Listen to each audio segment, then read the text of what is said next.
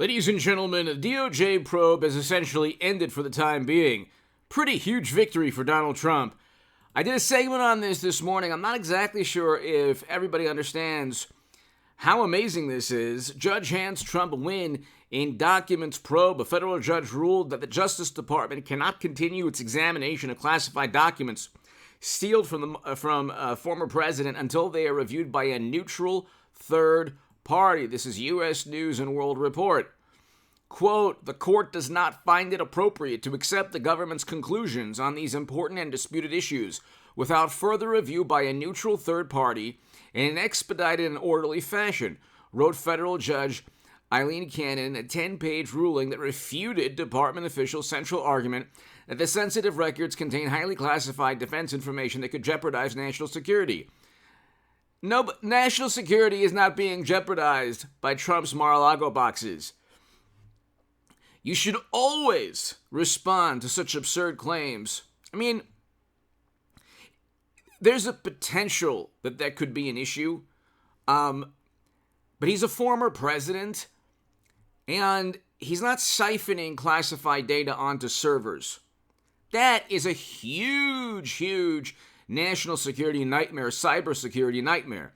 I did a short on that where it's my words, and then I'm actually reading James Comey's words, then it pans to James Comey, and you can go ahead and watch the short. It's below in the description, or no, the pinned comment, and it's just on the channel, so you can. It's the first short that I've done. You'll enjoy it. Comey, you can actually hear Comey state the following, that, some people are above the law. He basically says, look, there's evidence of potential violations of the statutes pertaining to classified data, but no reasonable prosecutor would indict Clinton. You can actually hear him say that. You see the clip, and then you see a clip of me, so it's a pretty interesting short, and I think it's important because one of the comments in the short was everybody was very, very, positive and wonderful. I have the best comment section and most wonderful viewers, and one person gave an honest, rational critique and said, well, that's whataboutism. You should always engage in whataboutism with Democrats, always, and Republicans too. Never Trump Republicans especially.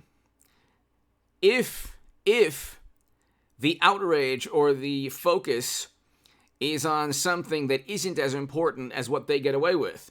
So if you're upset that Trump possibly mishandled classified data, then how do you feel about Comey stating, well, there's evidence that she broke the law, but we're not going to indict? How does a morally superior, highly educated Democrat feel about that? Now, you could say it's whataboutism, which is another word for hypocrisy. If the average Democrat looks at Clinton and says, well, servers with top secret intel on them, that's okay. A whole bunch of email chains that are classified the moment they were sent out, reaching servers outside of the United States government,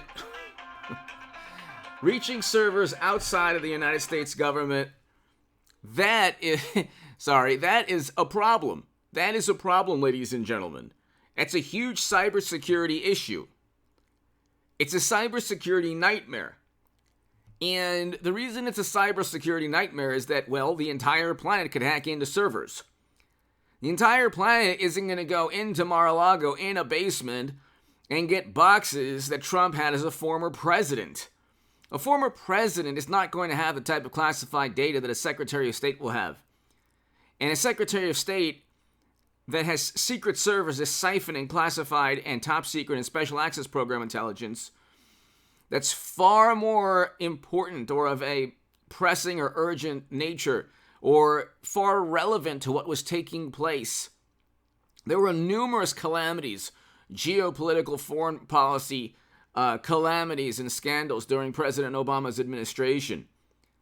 And so foreign adversaries could easily look and see, heaven forbid, exactly, defense, decision-making, anything that would give them intelligence. That's why I find it very interesting when you have like Peter Strzok and others who are counterintelligence. It's like, well, you went after Trump and you ignored secret private servers outside the United States government siphoning and transferring and funneling classified data where the whole planet, even Comey stated, could hack and infiltrate the servers. Now, whataboutism should always be used. That is a rational, logical, normal rebuttal when it comes to hypocrisy. It should always be used if the argument is based on an emotional appeal that ignores obvious criminality on one side and focuses on an issue far less important. Trump is a former president, and he's a former president that had boxes for a library. He was negotiating with the National Archives. He was negotiating with the National Archives Department of Justice, and then an informant that didn't have classified. An informant could not have known what was in those boxes. It would be impossible for an informant to know what was in those boxes. So right off the bat, you know the Bureau is, as usual, using any pretext possible to go after Trump. You had people who, one person resigned for covering up the Hunter Biden scandal. Okay. Another person was part of the cover-up of the Hunter emails and laptop. And that person knew that the Steele subsource was lying, but didn't tell Comey and McCabe, or McCabe and Comey knew also, but didn't write it down for them to read. And you have all of these people, Kevin Kleinsmith pleading guilty, Strzok saying we'll stop Trump. I mean, these people are telling the world it's not rocket science. See, here's the issue. If you had Trump with an FBI that was utilizing a dossier against Clinton or Biden, I would say that's wrong. I would say if Rudy Giuliani purchased a dossier, I would say, yeah, it's a political stunt. If they investigated the absurd notion, let's say Trump lost to Clinton, but then Trump pushed for a special counsel because he accused Clinton of colluding with another country based on a dossier he purchased. See, you wouldn't need a dossier. You could just look at the money flow and look at the 20% of U.S. uranium capacity. So you couldn't even flip everything because they have enough incriminating evidence. Just flip the script. They would never treat Trump in a manner that they would never treat themselves. They would never allow themselves to be treated in the same manner as that Donald Trump has been treated. And so the thing is, you have to ask yourself, what if there was an agent at the Bureau that said, we'll stop Clinton? What if an agent lied to a FISA judge simply to prolong investigations of somebody close to Joe or to Hillary? Just flip the script. They would never allow any of that. And then they say, oh, well, the Steele dossier didn't start the whole thing. It was the Alexander Downer meeting. Okay. What if you had a person in Trump's cabinet or Oval Office that had a meeting, a person in Clinton's Oval Office or cabinet or staff that had a meeting with somebody, and that diplomat was used by the Federal Bureau of Investigation to investigate Clinton and everyone around her? It would never happen. Do you understand? They would never in a million years treat Democrats in the manner they treat Trump. And so here you have a victory where a rare legal victory where Trump is given a huge win. He basically can't investigate him at the moment because there's a third party, a former judge or a current judge that is looking through all the documents that he owns as a former president who could, by the way, declassify anything. I mean, interesting thing about, like, he's a former president with the power to declassify. Clinton, as Secretary of State, did not. That's why you should always talk.